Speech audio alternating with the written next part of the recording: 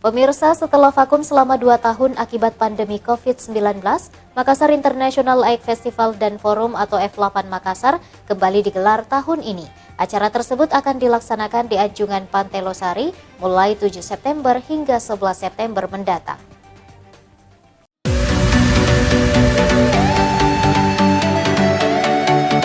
Makassar International Egg Festival and Forum atau F8 Makassar kembali digelar tahun ini, setelah sebelumnya terhenti selama 2 tahun berturut-turut akibat pandemi COVID-19.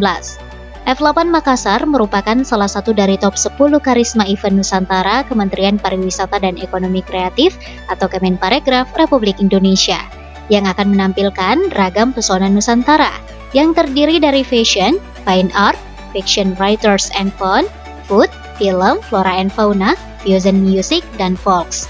Sofyan Setiawan selaku Direktur Utama PT Festival F8 Indonesia mengatakan, berbeda dengan tahun-tahun sebelumnya, selain lokasi perhelatan F8 Makassar tahun ini menonjolkan wahana-wahana digital yang disiapkan penyelenggara.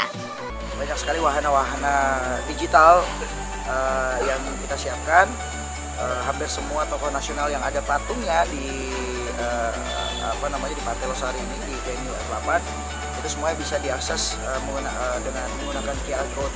Jadi secara digital kita itu yang membedakan, banyak hal yang kita bedakan dari sisi itu. Kemudian juga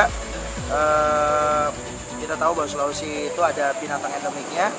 Nah, itu kita digitalisasi juga sehingga anak-anak sekarang yang mungkin saja tidak tahu tentang binatang khas dari Pulau Sulawesi itu bisa mendapatkan informasi dan gambaran secara akurat bagaimana sih bentuk dari binatang-binatang tersebut.